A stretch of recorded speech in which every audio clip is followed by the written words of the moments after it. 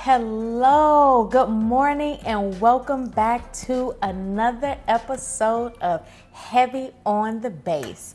Today I have a wonderful guest. Her name is Sandra Kassoon, and today we're going to take you to the islands. Oh yeah, Trinidad and specifically. Ooh, via my kitchen though. I know. Are you ready? I'm ready. I'm ready. Let's get started.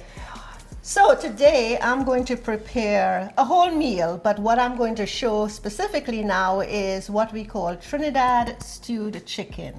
So the meal is going to be a chicken, it's going to be rice, calypso rice. Calypso? Yeah, calypso. Yeah, we'll talk about that. And we're going to do a tossed salad and red beans. Okay. Good. So, but let's focus now on the chicken. Okay. So, this is the chicken. So let me give you a little bit of a backdrop of this. This has been marinating since last night. Wow, this smells good. It has in there chicken, of course, and all the seasonings that we use. Now, typically, and people still do it, but I remember it back when I was growing up because as I said, I'm from Trinidad. We would grind up all the seasonings. Okay. Into a bottle and have it ready, store it in the fridge or in a cool Handmade? space. Well, we'll grind it with a grinder. Okay. Or, yeah. Mind you, not many people did, but you're right, grind it up. Put it in a bottle, put it in the fridge. So every time you go to cook, you just pour some out. So what's in here is spring onions, tomatoes, celery. Tomatoes, I love Green pepper. Oh, that's my accent, girl. Green peppers. Did I say cilantro? Yes. A little bit of salt, pepper. Now, I added, which is not in the recipe, but I have found over time, you add a little spice. Absolutely. Caribbean jerk. Marinade. Okay. Is it spicy? No. Okay, no, good. it's not spicy. Good. And then a little browning, because when we do the process, if you brown the sugar, sometimes it doesn't get quite brown. So I have found over time, kitchen bouquet, I guess you can say that, browning just a little bit, because you don't want to put too much because it will be too dark. Okay. So I put all that in there, let it marinate overnight. So now we're ready to cook the chicken. Any kind of, can you use all chicken parts?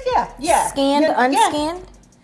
I take the skin off. Okay. Yeah, I take the skin off. Some people like the skin on. I have thighs and legs here. I left the skin on the legs because it's hard to get off. Yeah. But the skin on the thighs, I take those off. Okay. Or you can do chicken wings. You can do beef. You can do pork. You can do lamb. But I like this whatever. because it's more so of a healthier choice. So I do like the chicken. Yes.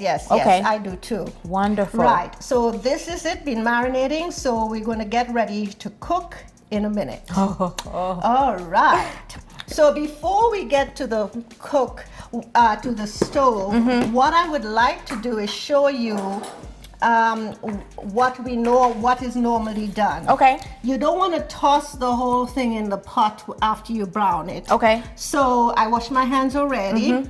So we're going to shake off the seasoning. Okay. Okay. And why do you shake off the seasoning? Because if you put it in with the seasoning, sometimes it has a tendency to burn. Got it. That's true. So when you see when you brown the sugar, you put it in like this, you fry it up, and then when it starts cooking, you add a little bit of chicken stock, and then or water, and then you continue to cook. Okay. Okay, so we take off all the seasonings. Okay. Yeah, so then we're going to get ready to do that right now.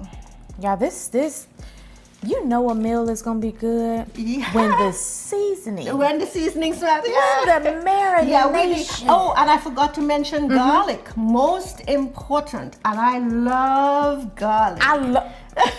Y'all know I love garlic. Garlic, and it's so good for you too. It is. For your heart and everything. Yeah. It is. So we shake off all the so we don't get it to burn. Okay. And where did you learn this dish from? Well, this is pretty standard, you know. Back in the day, my mom and my great aunt, you know, my family, we lived together. My mother loved to cook. Okay. But she was a professional woman, so she didn't have much time. But my aunt lived with me. Okay. My great aunt, and she was the one that raised my mother, my brother and I. Okay. And she was the one that taught me how to cook. Oh. And she would take me in the kitchen, and she would say, you do this, you do that, you know, and then make sure the sugar is just this brown, and then you put the meat in, and then you cook it. So she was very instrumental in teaching me how to cook. Wow, that's awesome. I remember when I was younger, my auntie, she would just show me how to season. Because, you know, some people really don't know how to season. Like, they just kind of shake and they pour and it becomes too much. So she just told me to gently just kind of shake it over the meat just to make sure you get it. And because you can always add, you cannot take off. Oh, absolutely. So both of our aunts teaching us how to get down in the kitchen. Yes, All right. yes. So what do there we do now? So now that we've separated the chicken and we have the seasoning here, we're going to get ready to go to the cooker and do the oil and the sugar. Sounds good. Okay, so we will take the chicken over. Okay. All right. And at what? Oh, go ahead. We'll have the oil and the sugar. Okay. Now this is the first. I've never put sugar in a dish before. And it's not sweet. It is not sweet. No. Wow. It's browning. Okay. You know, and at Christmas time we bake Christmas cakes. And you brown the sugar too. This is true. You know, to get the coloring. This is true. And I think it's just to get the coloring. You know? So, and now what temperature do you want? Well, let's put it on sort of a medium. Medium? Which is the burner I'm going to use. Okay. Okay, so we're going to put it on medium. Yeah, put it on medium and then I can always lower it. Okay. So now that's going to heat up. Yes. We can add our oil, maybe about 4 ounces or so of oil. She's one of those cooks. I know. I love it. No. I know you was measuring. Put this much in there. You gotta eyeball it. This is kind of like a habit, right? So you see where it sort of covers the bottom of the pan. Okay, cover the base of the. Okay. Over the base. Over the base. Yes. Then we'll grab our spoon. Now this you put maybe about 3 let's put about 3 tablespoons of sugar. Okay. Then we will see how that looks. Okay. Now, do you add or do you put the amount of sugar according to what it's supposed to look like? Yeah. Okay. But that's what I do. Okay. And then you also don't want it to be too sweet either. Oh, well then no. Okay. No. The other thing too is you have to eyeball how much meat you have. Oh, okay. Okay. So according to how much meat we have. 3.5 pounds of meat, about 3 tablespoons of sugar. Yeah. Okay. So that's kind of like what I have there, and the oil to cover the bottom. So you let that to brown up a bit. Okay. Sounds good. And then we'll get our. Yes. This smells really good. All right, so we'll get our utensils ready. Okay. To get the stir. Right. So now pay attention to this. It's important because you have to look and see how it's getting to the right. See how it's starting to turn? Yes, I do. Okay. You don't want to get it too black because the meat will come out too black. You want to kind of get it to like a golden brown. It's not quite there yet. Okay. But I do see it's turning from white to almost it's turning amberish. Right. Okay. Right. And the pot is very important. Okay. Why is that? This is an iron pot because it's solid, and you could see this has been worn many years, right? This is a good pot. Good things come from this pot. This pot is blessed. Right. So it's good to get the right utensils, obviously. If you don't have the right utensils, it isn't going to turn out so good. So so it's coming up. Maybe we can turn this up a little bit. There we go. And so you don't want to disturb the sugar at all? No, don't touch it. Just let it, but you'll see at one point, I'll put the spoon in there just to kind of stir it around, make sure it gets evenly brown. Okay. Around all the sugar. Okay. And then we're going to take the chicken, put it in, and then it starts sizzling and smells good. It smells good already. It's okay. So your auntie taught you how to cook this. How old were you when you learned? I was a teenager because I was at home. I left home when I was 18. Okay. So all those teenage years is when she taught me how to cook. Yeah. So was she kind of preparing you for Well, when yes, you left? because she said that, back in the day, the elderly says that if you're a young woman, you better know how to cook. This is true. Yes.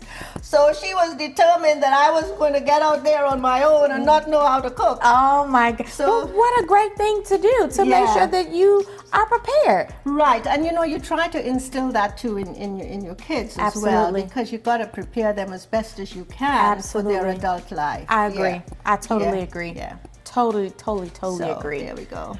So a long time, but that's okay. We'll just. So you mentioned leaving when you were a teenager. Yeah, I left home when I was 18. Oh. But I used to go back, obviously, a lot, until she passed away. Yeah. Yeah, I left home when I was 18 to go to England to do nursing. Wow. And a young girl from Trinidad back then didn't know much of the outside world. First time I traveled. I traveled in the West Indies when I was a teenager because I was part of the Youth for Christ movement. Okay. Back home, and Come on, Youth for Christ movement.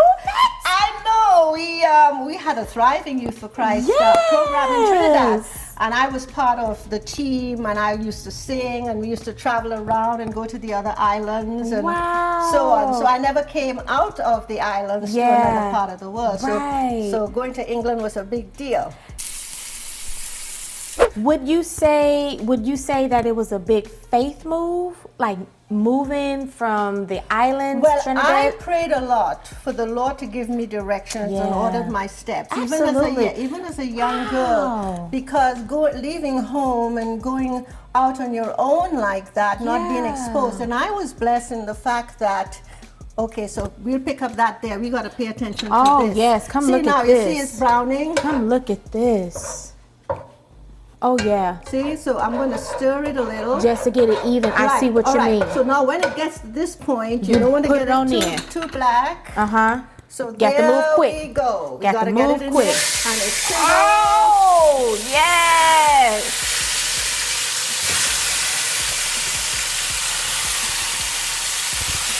Okay.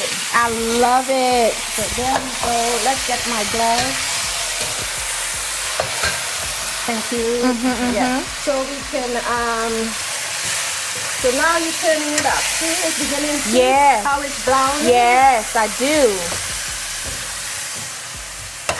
There we go. Ooh, that smells so That's good. A beautiful color. See that? Yeah. So we're going to let that brown up and turn it over. And gotta be careful. Don't let it burn. Okay. Okay. Right. So if I could add, I would say, make sure you get your sugar to like an amber color. Yes. If I could give you guys a color to think about an amber color. Once it reaches that, just toss your chicken in. Right. Oh, this looks great. It smells great. It smells great. I also love how she said, I don't have time to be pretty. I'm going to put this chicken in here and I'm going to cook this chicken. Yeah, I love it. We do that. Okay, great.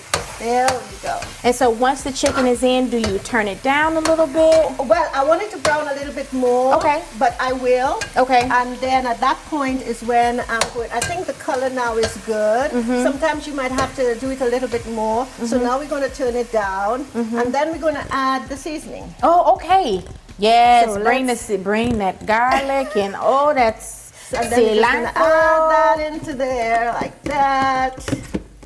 And then my great aunt used to do this. She would take some water and she would put it in here. And mix it. Listen, I've told you guys before, we don't waste nothing in this house now. We get everything. I know. So once you get that in there now, now you turn up until you get to a point where you're going to cover it and let it simmer down until the chicken is done. Now, I didn't use a lot of salt in this, so we have salt at the table, so you can add salt. Absolutely. Salt and pepper. Absolutely. Now, the other thing I didn't put in here, which we do, is what we call pepper sauce. Pepper sauce. Yeah, pepper sauce is hot. Ah, like hot sauce, pepper sauce. Yeah, Okay. but Trinidadians like to make their own pepper sauce with the yellow and red pepper, and you put vinegar and mustard and a little bit of chow in it, and you mix it up. But it's hot. But you usually add a little bit, but I didn't put any. I appreciate that. You'd be sitting up there like, I know we can have it at the side, and you can add, because we like a lot of hot sauce. Oh my goodness, my mouth can't take it. Now my mother, oh my goodness, she loves hot stuff, and she used to tell me when I was young, it's not hot, ma'am. To me, my mouth is on fire. Yes. All right. Yeah. So back to this wonderful story of you leaving home and so then I left home, and I left home in 1969, 70.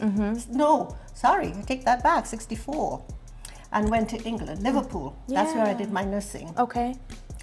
And we were spoiled back then, spoiled in the sense, we being spoiled, the nurses. Okay. Because we lived in what we call the nursing home. Now, I'm not sure what it was like back in the day here in America, but I know in England, and in fact, I was in Liverpool, home of the Beatles. Oh. That was the rage back then when I was there. But anyway, and we had matrons and sisters who took care of us. Wow. We didn't have to do anything. Breakfast, lunch, and dinner. We did, in the nursing home. Wow. For 4 years, I did my training. That's amazing. And they took care of us, Yeah. and we didn't have to clean our rooms, nothing. All we did was go to school and work. Whoa! So my nursing experience was wonderful. I would say so. Yeah. I would say so. I was blessed, really. There you go. Oh my gosh. And so even as you mentioned earlier, before we had to get the chicken and everything going, you mentioned how you, even as a young girl, granted 18, you're entering into your womanhood, but still that's young, and you're asking God to order your steps. Well, yes, I accepted the Lord when I was 13. Okay. And my mother and my aunt, they were very, very instrumental in my spiritual life. And we went to a thriving church. It was called Bethel Baptist Church. Okay. I think it was part of the Southern Baptist Convention, I think back then. Okay. I don't know if they're still connected now. And I had a wonderful teenage years growing up in the church. Wow. Singing, and would you believe I used to play the piano too, but I don't play the piano now. So don't tell anybody. Listen, I'm telling. I'm going on Facebook, I'm going on Instagram, and I'm spreading the word. No. Even today, my husband said, you don't even sit and play the piano. I said, I know, my daughter plays, so she entertains me. But anyway, and taught Bible school and vacation Bible school. So I grew up in the church, and it was a wonderful life. Yeah. That is awesome. So I did, because I know that even back then that I had to depend on the Lord, because when I went to England, I was by myself. This is true. And it's a really good thing to think about, not to think about it, but it's a good practice to have even as a young person, because you don't want to start leaning and depending on God when you are grown. You want to kind of have those... You want to have that practice, and you want to start it young, right? And so that is awesome. And a lot of times, especially us ladies, we start smelling ourselves. We think we know everything, and who am I to ask the Lord to help lead and guide me? So that was like really awesome to allow God to help move your steps. Okay, so Mrs. Kassoon, I saw that you was taking water from the bowl and putting it in. What were you looking for? Like, what made you say, let's add water? Yeah, because I was looking at it and I didn't want it to get down too low in the liquid because it will burn. Okay, so that then makes I sense. thought, well, let me add another couple of cups of water. And then the thing is, as you look at it, you will see. Now there will become a point in time where I will test the chicken to see how it's doing, And if Joe could get in there, you will see it's just bubbling. And it looks wonderful. Everything is just cooking into the meat. And this is called calypso rice. In here, it's rice, diced carrots, Okay. red pepper, green pepper, yellow pepper, and it's cooked with chicken stock. Okay. Yeah, I use a lot of chicken stock. That flavor. Yeah. Mm-hmm. And then you just cook it. It's pretty straightforward. But the process is you have a little bit of oil. You see the amount of oil I had before. So base the bottom of the pan. To base, yeah. Mm-hmm. And then you get about 2 or 3 cloves of garlic crushed. Okay. Mm-hmm. Put it in the oil. Mm-hmm. Let it brown. Okay. Take the garlic out because you don't want it to burn. Right. That's true. Take as soon as it's brown, take the garlic out. Then you add the carrots, stir that for a while. Okay. Then you add the peppers, stir that for a while. Okay. Then you add the rice and then the stock for about 2 cups of rice, maybe 4 cups of stock. Okay. All right. Okay. And then or water. If you don't have stock, you can use water. Okay. It's okay. Mm-hmm. And then you just let that simmer until it's cooked, and then your dish is done. But when you're getting ready to serve, you garnish it. Okay. So I like to put some red, some yellow, and some green. Oh, that looks so and some pretty. Red, and you repeat. Give it a little bit of color. Yellow I love it. And green. So, Mrs. Kasum, let me see. What was the first dish that you've made where you just had to kind of give one of those Home Alone looks and say, what have I done? Like, oh God, I tell you, girl, I this is a story. I don't bake. Okay. Okay. So the story is this, and Jerry and I have been married for 50 years. Okay. 51 years this year. So, when you get married, you say to your husband, I'm going to say that I'm going to show him I could cook. Yeah. So I wanted to bake, of all things, because I love bread. Okay. So I decided, I'll bake the bread. When it was done, it was so hard, it was like a hammer. No. You could take it and hammer a nail in. We could not eat it. Could you cut it? You couldn't even cut it? No, you couldn't do anything with it. It was like a rock. Oh my gosh. So, we tell this story all the time. And when the kids come over, especially at Christmas, even this last Christmas time here. Told the story. Jerry said, okay, let me tell you about your mother's baking, all right? And the thing is, the joke is, and not only here, but my family in England is the same way. So everybody knows.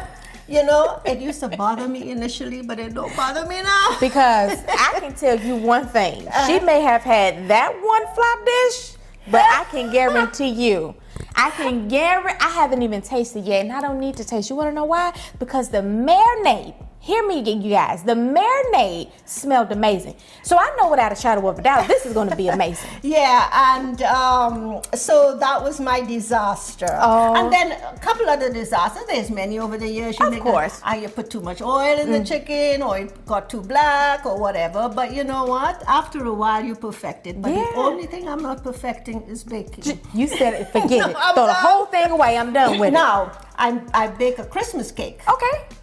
It's called a rum cake in Trinidad. Oh, okay. With rum and brandy and sherry and browning and lots of raisins, currants, prunes, and you make it. Now that's pretty easy because the ingredients are straightforward. Okay. And you just mix it all and you put it in and it's wonderful. Okay. So I'm gonna have to taste share. that. Yes. When I cook for Christmas, I bring you cake. Yes, absolutely. So now what I'm looking for is, make sure you turn, because you don't want it to stick at the bottom, and you see how it's drying down and it's getting a little thicker. Okay, and then what I'm going to do is I'm going to check a piece of the chicken. See, and it's got maybe another 15 minutes or so. So it's shredding a little bit? Yes. Okay. Yeah, another 15 minutes or so. And then usually if it's legs, the legs start coming off the bone. Yeah. And you know that it's coming. Yeah, see how nice and soft that is, Yeah. but not quite yet. Not Absolutely. quite. Okay, so now that we have gotten everything together, the chicken smells and looks amazing, the rice and the beans, I am ready to dig in. Are you ready to dig in? I am. All right. I'm hungry. Cooking makes you hungry. Cooking does make you hungry. Huh, you go ahead and I'll just have this little end right here and have that with a little bit of with a little bit of the rice. my and some calypso carrots. rice makes me want to dance. Good. Oh, very good. The beans takes me to my grandmother's house. Let me taste some of the beans. Perfect. I don't know if you've ever Perfect. seen the movie Ratatouille, but the chef takes a bite of this meal and it takes him back to his childhood. And although this is not a simple chicken and gravy with rice and beans, it takes me back to sitting at my grandmother's table, eating her cooking. Oh my gosh, this is amazing. You taste the garlic, you taste the cilantro, you taste the peppers and it tastes amazing.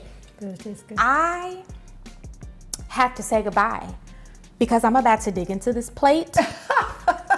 Yes. Okay, sorry to cut it short, but this is off the chain and it's time to go. Mrs. Kassoum, this has been amazing. I have learned a really good, easy dish, staple from Trinidad, and I cannot wait to try this on my own. I know once you try it, your family is going to love it. You are going to love it. And I appreciate this time. It was my pleasure to do this. Oh my gosh, thank you so. This was fun. This was so fun. This was fun, yeah. You guys, I see you next time. Enjoy your day, and I see you next time. Bye. Bye. Bye for now.